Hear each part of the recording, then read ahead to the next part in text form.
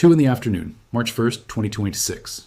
In the Ramat Lehi neighborhood of Beit Shemesh, a city of roughly 160,000 people about 20 miles west of Jerusalem, an Iranian ballistic missile comes down, directly on a residential block. According to Amnesty International's own investigation into the strike, it destroys the Preparedness Israel synagogue and causes extensive damage to the bomb shelter underneath it, the exact place people had run to for protection. According to Magen David Adom, Israel's National Emergency Medical Service, at least 9 people are killed and dozens more injured. 4 of the 9 were teenagers. 11 more people are initially reported missing, buried somewhere in the rubble. Stay with me, because what happened in the hours before that missile landed and what happened in the hours after tells you almost everything you need to know about how fast this entire war was already spiraling by the time Beit Shemesh became a headline. Let's be precise about the scale of this specific strike before we go any further, because precision matters enormously in a story like this one. 9 confirmed deaths is a genuine tragedy, and by every account available, it was the single deadliest attack on Israeli civilians in this entire war up to that point. It is not, in the literal sense, a mass casualty event on the scale of hundreds or thousands. What made this strike so significant wasn't simply the death toll, it was where the missile landed, what it hit, and what investigators concluded afterward about whether it had ever been aimed at anything resembling a military target in the first place. According to Amnesty International's investigation, published after the organization interviewed 4 survivors and a rescue worker who arrived at the scene, there was no military objective anywhere in the vicinity of the strike. The trajectory of the missile and the extent of the damage, according to that same investigation, are consistent with a ballistic missile carrying a large warhead. Israeli media outlets reported it as roughly 500 kilograms, rather than a smaller, more precisely guided weapon. Amnesty's own conclusion was blunt. This attack must be investigated as a war crime, and the organization pointed to a specific, damning piece of context to support that conclusion. A 2024 analysis of Iranian ballistic missile accuracy found they routinely missed their intended target by at least half a kilometer. So even if this specific missile had been aimed at something else entirely, the weapon itself is, by Amnesty's own characterization, wildly inaccurate, meaning a strike landing squarely on a synagogue and the shelter beneath it, in a residential neighborhood with no military presence nearby, is entirely consistent with either a deliberate attack on civilians or a fundamentally indiscriminate weapon being fired into a populated area regardless of what it actually hits. Let's talk about the people, because it's easy for a story like this to stay abstract if you only ever hear the number 9. According to the Times of Israel's reporting from that day, the Beit Shemesh municipality identified 3 of the victims within hours of the strike: a mother and daughter, Sarah and Ronit Elimelech, and a man named Oren Katz. Ronit, according to that same reporting, was a volunteer with United Hatzalah, one of Israel's emergency response organizations. Rescue workers searched through the evening specifically for Ronit and her mother after finding Ronit's medical kit and vest amid the rubble. 2 of Ronit's own children were pulled out alive. That's the kind of detail that a casualty count alone will never tell you. A volunteer medic who spent her own time responding to other people's emergencies, killed in a strike on her own neighborhood, while her children survived and her body was recovered from the same rubble her medical kit was found in. Now let's back up to how this specific afternoon actually came about, because Beit Shemesh didn't happen in isolation. It happened on day 2 of a war that had already crossed a line nobody expected less than 48 hours earlier.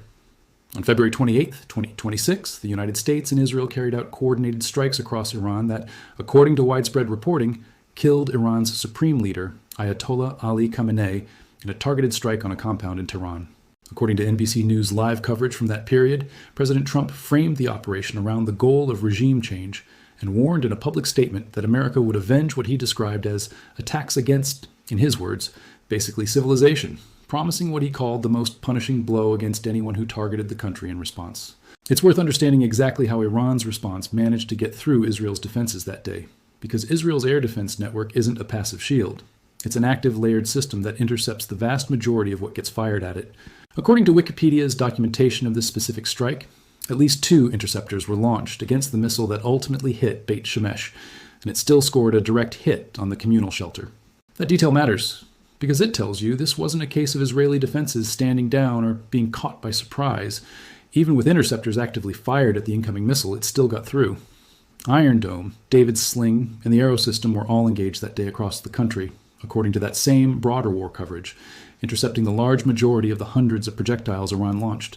Beit Shemesh was one of the ones that got through anyway. Iran's retaliation came almost immediately, and it came at massive scale.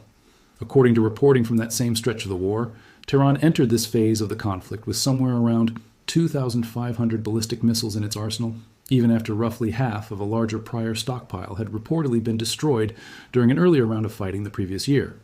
On March 1st, Iran launched what multiple outlets described as hundreds of ballistic missiles and drones, not just at Israel, but at 5 other Gulf Arab countries hosting American military bases simultaneously.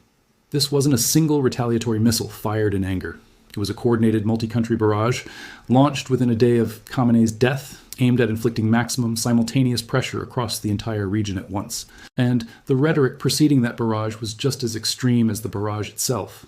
According to Mediaite's reporting, in the hours before the Beit Shemesh strike, Ali Larijani, the Secretary of Iran's Supreme National Security Council, posted directly on social media that Iran would, in his words, hit them with a force that they have never experienced before.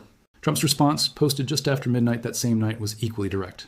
He warned that if Iran followed through, in his words, we will hit them with a force that has never been seen before. 2 governments publicly promising unprecedented retaliation against each other, hours before the single deadliest strike on Israeli civilians in this entire war actually happened. That's the specific, documented context Beit Shemesh landed inside of. Not a surprise attack that came out of nowhere, but the fulfillment of a threat that had already been broadcast publicly by Iran's own national security leadership before the missile ever left the ground. Israel's own military drew a direct conclusion from where the missile actually landed.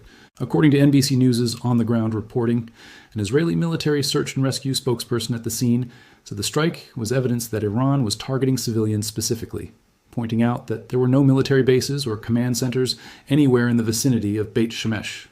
That's consistent with Amnesty International's own separate independent conclusion, reached weeks later through direct survivor interviews. 2 different assessments, reached through 2 different methods, one from a military spokesperson at the scene within hours, one from a human rights organization conducting a formal investigation weeks afterward, arriving at the same basic conclusion about what this specific strike actually hit and why. Israel's President, Isaac Herzog, traveled to the scene of a separate deadly Iranian missile strike in Tel Aviv that same day, according to the Times of Israel's live coverage, as sirens sounded across the country roughly every 40 to 50 minutes overnight. A woman in the Tel Aviv region also died from injuries sustained during that same Iranian missile offensive, according to Magen David Adom, pushing Israel's total casualty count from the war to 10 within the first 2 days of fighting alone. Iran's parliamentary speaker, Mohammad Bagher Ghalibaf, addressed the country on television that same day and delivered a direct message aimed at both the United States and Israel. "You have crossed our red line," he said, "and must pay the price." The scene itself, in the hours immediately after the strike, tells its own story about the scale of what happened. According to NBC News' live coverage from that day, roughly 200 people were at the site in the aftermath, including police officers and first responders. Bulldozers and other heavy equipment were brought in, though according to that same reporting, they weren't primarily searching for survivors at that point. They were working to secure the site, calm the crowd of onlookers that had gathered, and collect forensic evidence and witness statements. About a dozen houses in the immediate vicinity showed heavy damage, with doors and windows blown open and rubble and broken tile scattered across the surrounding streets. A Jerusalem police spokesperson confirmed that one building in Beit Shemesh had suffered a direct hit and collapsed entirely. That's the physical scale of what a single ballistic missile, carrying what Israeli media described as roughly a 500-kilogram warhead, actually did to one residential block in the middle of an ordinary Sunday afternoon. Let's talk about how Israel's home front had actually prepared for exactly this kind of attack, because this wasn't the first time the country had faced a large-scale Iranian ballistic missile campaign.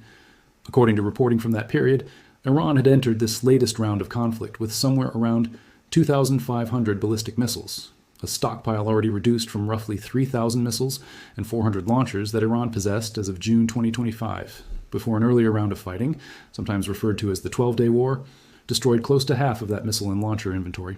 Israel's own Homefront Command stated it was significantly more prepared for this specific wave of Iranian ballistic missile attacks than it had been during that earlier conflict, crediting lessons learned from the previous round of fighting with helping reduce the number of hits, deaths, and injuries this time around, relative to what a comparable barrage might have produced without those improvements. That context doesn't make Beit Shemesh any less devastating. It does explain why, even facing hundreds of incoming projectiles across a single day, the overall casualty figures from that specific barrage weren't dramatically higher than they were. Let's talk about what instant retaliation actually looked like in the hours and days that followed, because this is where the title of this video earns its second half. According to Trump's own public statements from that same weekend, he had already promised, even before Beit Shemesh happened, that what he called the heavy and pinpoint bombing campaign against Iran would continue uninterrupted throughout the week. or for as long as necessary to achieve what he described as peace throughout the Middle East and the world. That promise wasn't contingent on any single Iranian strike. It was a standing commitment made from the earliest hours of this war. But Beit Shemesh and the broader barrage it was part of removed any question about whether that bombing campaign would continue at full intensity. According to the Congressional Research Service's own account of this conflict, the U.S. and Israeli campaign against Iran continued as an ongoing, wide-reaching regional air operation in the weeks that followed, with stated objectives, including destroying Iran's ballistic missile arsenal and program entirely, destroying Iran's navy, ending Iran's support for regional militant groups, and ensuring Iran never acquires a nuclear weapon. So the honest answer to how instant this revenge actually was is more precise than the word alone suggests. The bombing campaign against Iran didn't pause and then restart specifically because of Beit Shemesh. It had already been declared as an open-ended, continuous operation from the very first hours of the war, well before that specific missile ever landed. What Beit Shemesh did was remove any remaining ambiguity about whether that campaign would be treated as a limited, one-time strike or an extended war. Once 9 civilians, 4 of them teenagers, were killed in a strike, Israel's own military and Amnesty International both concluded had no military justification. The character of this conflict as a sustained, full-scale regional war, rather than a single dramatic night of strikes followed by negotiation, became essentially locked in. There's a detail from that same weekend worth including here too, because it shows this war was already producing casualties on the American side almost immediately, adding yet another layer to how fast everything escalated. According to CNBC's live coverage from March 1st, the first American combat deaths of this war were reported that same weekend, with Trump acknowledging directly that casualties were an expected part of the operation. Senator Mark Warner, the top Democrat on the Senate Intelligence Committee, said publicly around that same time that he had seen no intelligence suggesting Iran had actually been planning a preemptive strike on the United States, directly questioning one of the administration's own stated justifications for how this entire war began in the first place. That's worth including, not to relitigate the origins of the war, but because it shows that even in the earliest days of this conflict, the picture being presented publicly by the administration and the picture being described by intelligence officials with direct access to the underlying assessments didn't fully match, a pattern that has repeated itself at multiple points throughout this entire war since. It's also worth being honest about a detail that complicates any purely one-sided version of this story, because Iran's own domestic reaction to Khamenei's death wasn't uniform either. According to the Times of Israel's own reporting, footage circulated showing Iranians taking to the streets in the city of Karaj to celebrate the news of the supreme leader's death. That doesn't diminish what happened at Beit Shemesh in the slightest, and it doesn't change Amnesty International's conclusion about what that specific strike actually hit. But it's a reminder that Iran in this war was never a single unified actor with uniform internal support for its own government's actions, a detail that gets lost easily when a story gets compressed down to 2 flags and a body count. Let's fast forward for a moment to where this war actually stands now, because Beit Shemesh wasn't an isolated tragedy that ended when the rubble got cleared. It was the opening chapter of a conflict that's still actively running 5 months later. According to CNN's most recent coverage, the United States completed its 13th consecutive night of strikes against Iran as of late July, with President Trump warning of what he called bigger strikes still to come, even as Iranian state media reported additional civilian deaths inside Iran from that same ongoing campaign. Some of those more recent strikes have reached directly into Tehran's own airspace, with Iranian state television confirming the capital's air defense network being activated on multiple separate nights this summer, a direct echo of the exact kind of large-scale, capital-adjacent fighting that defined the war's opening weekend back in early March. Iran, for its part, has continued launching drone and missile attacks against American allies across the Gulf, including repeated strikes on Kuwait's own border crossings and infrastructure. The specific mutual promise of unprecedented retaliation that Trump and Ali Larijani exchanged in the hours before Beit Shemesh hasn't actually ended. It's simply kept renewing itself, campaign after campaign, night after night, for 5 months, and counting. Beit Shemesh also wasn't the only strike during this war where the question of who actually killed civilians ended up disputed rather than clear-cut. According to a separate, documented incident from later that same month, a missile struck near a beauty salon in the West Bank town of Beit Awa on March 18th, killing 4 Palestinian women and injuring more than a dozen others. The first time a missile had struck territory controlled by the Palestinian Authority during this entire war. Responsibility for that specific strike remains disputed, with Israel attributing it to Iran and Palestinian officials attributing it to Israel. I'm including that incident here, not because it's resolved, but because it's the opposite of resolved. A reminder that not every civilian casualty in this war carries the same level of documented cross-verified attribution that Amnesty International's investigation was able to establish for Beit Shemesh specifically. Some strikes in this war have clear, multiply-sourced accountability. Others remain genuinely contested months later, with each side blaming the other and no independent investigation having settled the question definitively. Let's talk about what accountability has actually looked like for a strike like this one, because that's a genuinely open question worth asking directly. Amnesty International's investigation calling for the Beit Shemesh strike to be formally investigated as a war crime is, as of the reporting available, a call for an investigation, not the outcome of one. No international tribunal has issued a ruling on this specific strike. That doesn't make Amnesty's conclusion any less serious or any less grounded in the evidence its investigators gathered directly from survivors and the physical scene itself. It means the gap between an internationally respected human rights organization has concluded this looks like a war crime, and a war crime has been formally adjudicated and assigned legal responsibility remains exactly that. A gap, not yet closed, 5 months after 9 people died in a destroyed synagogue and the bomb shelter underneath it. Every specific claim in this video traces back to a named, checkable source. Amnesty International's own investigation into the Beit Shemesh strike, including its conclusion regarding the lack of a military target, and the accuracy assessment of Iranian ballistic missiles. Megan David Adam's casualty figures, reported through the Times of Israel's live coverage, the Times of Israel's identification of victims, Sarah Elimelech, Ronit Elimelech, and Oren Katz. NBC News' live coverage of Trump's statements following Khamenei's death, and the on-scene assessment from an Israeli military search. On Rescue spokesperson, Al Jazeera's and CNBC's coverage of the events of March 1st, including Galabaf's televised statement. Mediaites reporting on the Truth Social exchange between Ali Larijani and President Trump. The Congressional Research Service's account of the stated U.S. military objectives in this war. Wikipedia's documentation of the West Bank incident in Beit Awa and the disputed attribution surrounding it. And CNN's most recent coverage of the war's 13th consecutive night of strikes in late July. Wherever a specific detail, like the exact number of people initially reported missing versus later confirmed dead, or the precise justification behind the war's opening strikes, has been disputed or questioned by officials like Senator Warner. That disagreement has been noted directly rather than resolved in favor of one account over another.